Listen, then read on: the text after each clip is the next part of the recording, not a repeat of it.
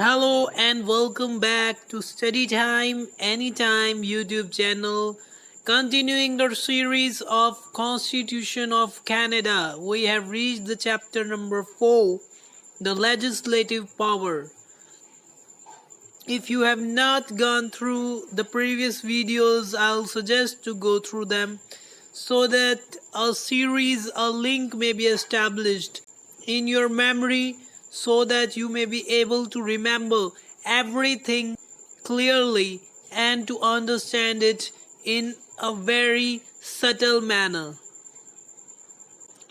Article 17, Constitution of Parliament of Canada. So how the Parliament of Canada is constituted or formed. So the Constitution says that there shall be one Parliament for Canada consisting of the Queen. Queen is the head, an upper house styled as Senate, and the House of Commons. So there is a Queen and there is a Senate and the House of Commons. So this entirely becomes the Parliament of Canada. Moving to next one, 18th article, the privileges etc. of the houses. So the privileges, the benefits they get, the powers they get, the immunities.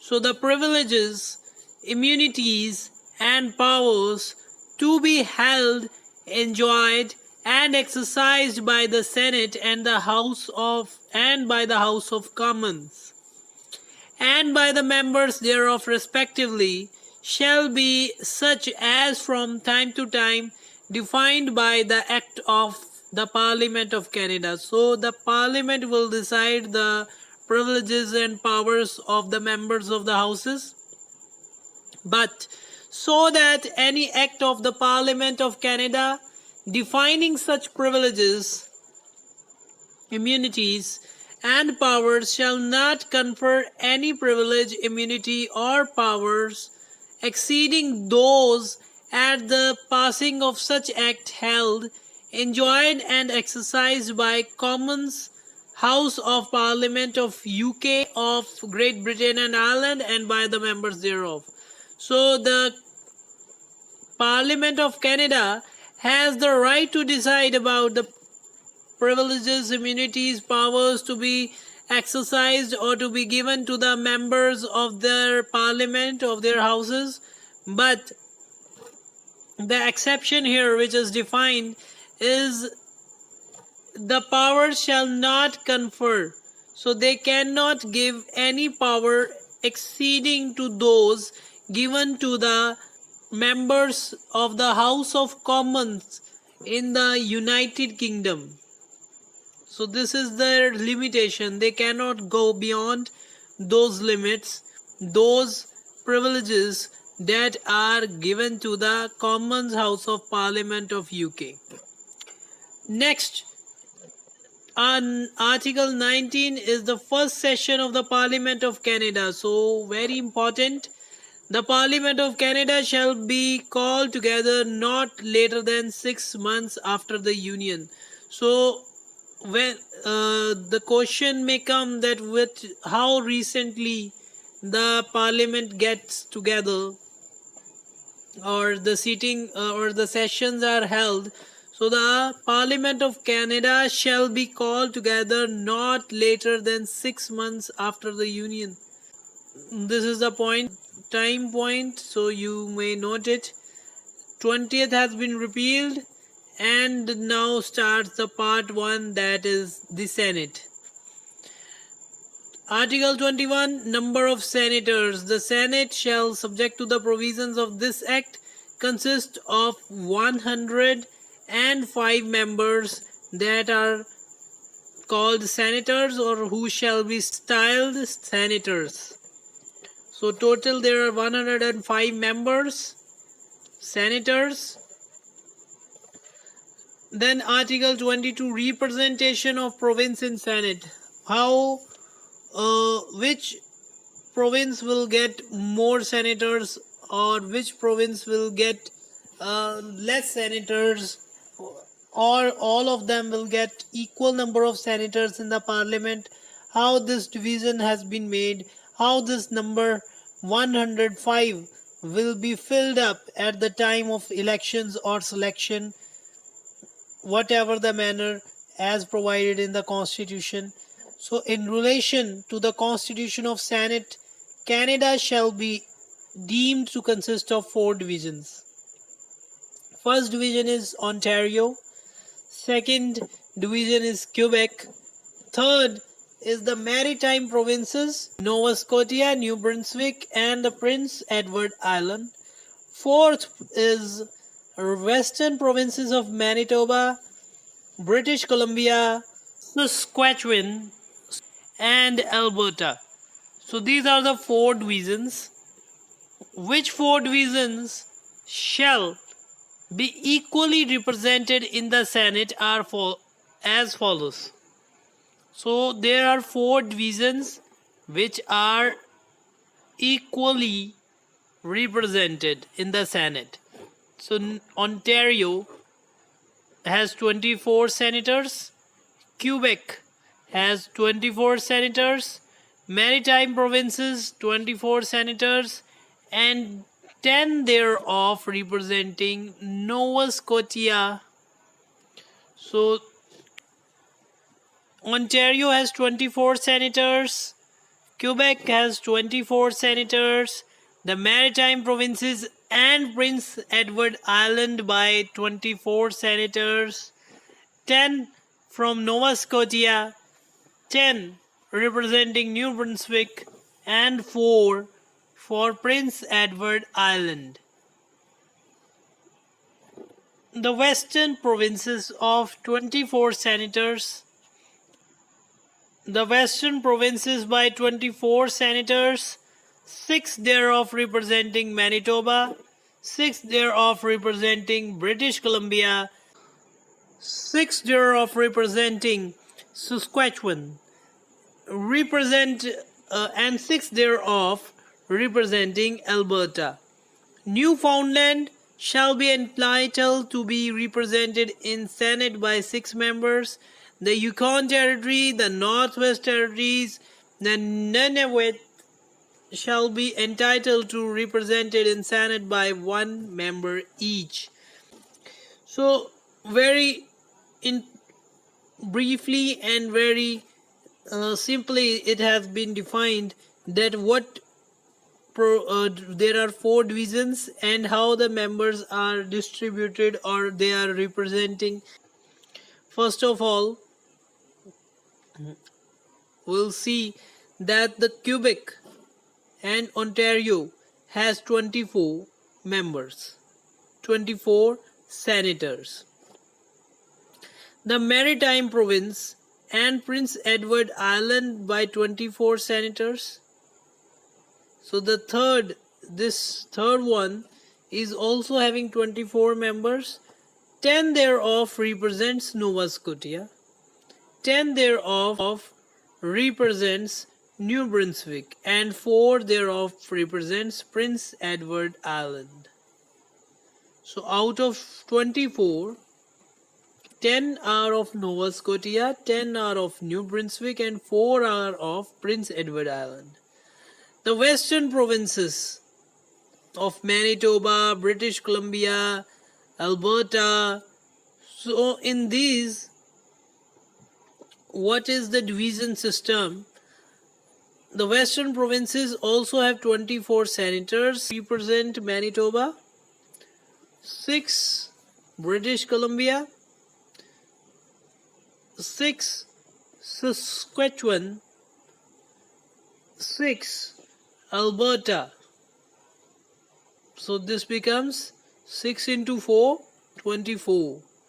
So 24, 24, 24 and 24 of 4 divisions. 4 for the 16, 2 for the 8 and 9. So total has become 96. But what we have read that total seats are 105. So there is a difference of 9 seats. 105 minus 96 is equal to 9. So where will cover the 9 seats from? So you'll see here that the Newfoundland shall be entitled to be represented by 6 seats. So out of 9, 6 are given to Newfound Island. The Yukon Territory, the Northwest Territories, and Nunavut is entitled to be represented by 1 member. So 1 for Yukon, 1 for Northwest, and 1 for Nunavut. So it becomes 9. So total becomes 105. Now it has become 105. In case of Quebec, each of 24 senators representing that province. So till now we had just read that Quebec has 24 seats, 24 senators.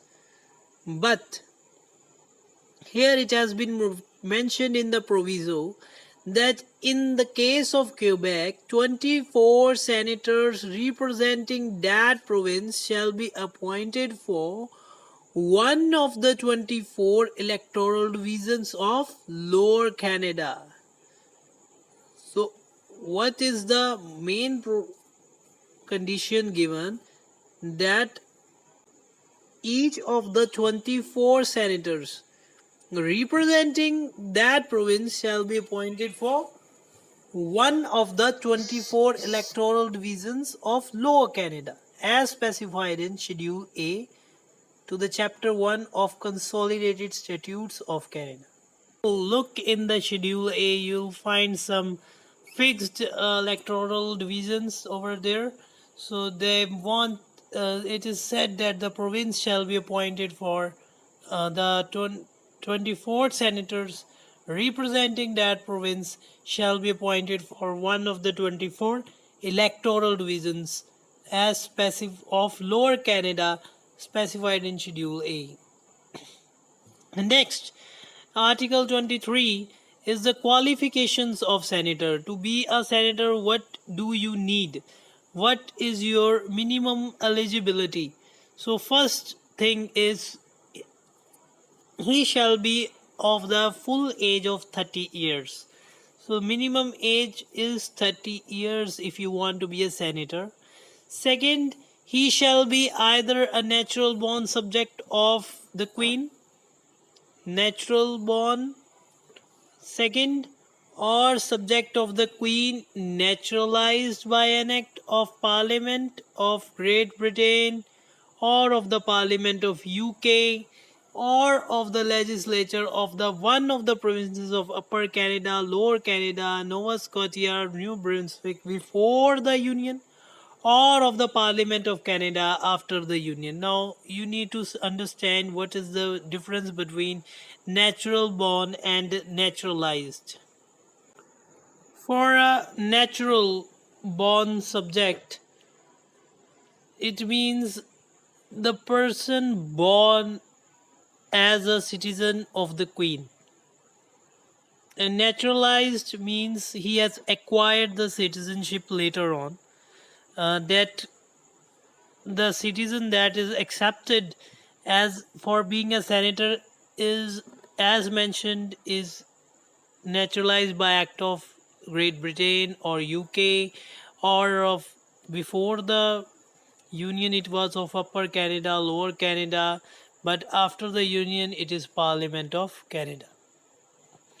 Third requirement that is required to be a senator, that he shall be legally or equitably seized as of freehold for his own use and benefit of lands or tenements held in free and common soccage, or seized or possessed for his own use and benefit of lands or tenements held in Francalieu or in Rocher within the province for which he is appointed, of the value of $4,000 over and above all rents, dues, debts, charges, mortgages, encumbrances due or payable out of or charged on affecting the same. Meaning thereby, in simply you can see that the first of all the land should that he's having should be within the province where he is appointed. Second, it should be free from any type of encumbrances, loans, debts, and after it, the land should be legal and freehold. He has freehold for his own use and benefit. And after deducting all the rents, all the dues, all the debts, etc., the value of the same should be more than $4,000.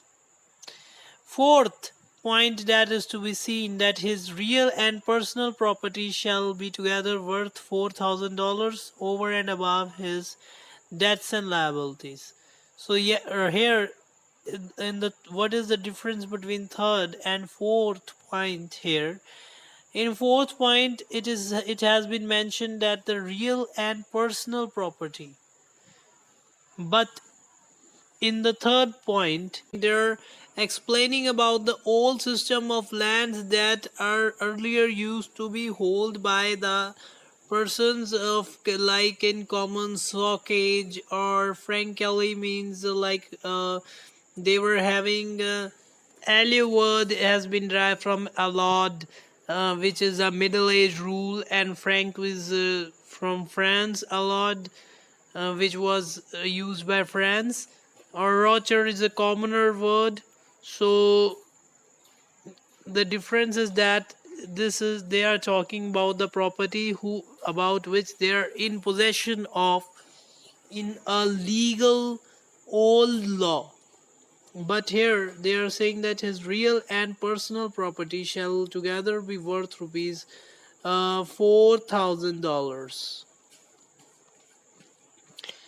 Fifth point here is he shall be resident in the province for which he is appointed.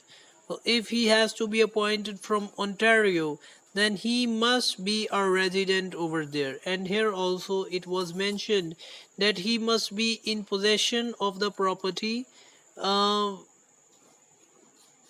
within the province from which he is appointed. So last, the sixth point here is, in the case of Quebec, he shall have his real property qualification in that electoral division for which he is appointed. So as we have read earlier, the Quebec has some fixed electoral divisions, so he has to he must have the real property in that division for which he is appointed, or he shall be resident in that division. So there are two provisions, that he must hold a property in that division or he shall be the resident of that division. So in this way the senators are appointed, and this is the end of our video over here. We'll complete this chapter by continuing the constitution. If you like the effort, please like the video. If you have any suggestions, do mention in the comment box and type thanks if you love it, and share the video as much as possible so that free education prevails. And thank you very much for discussion.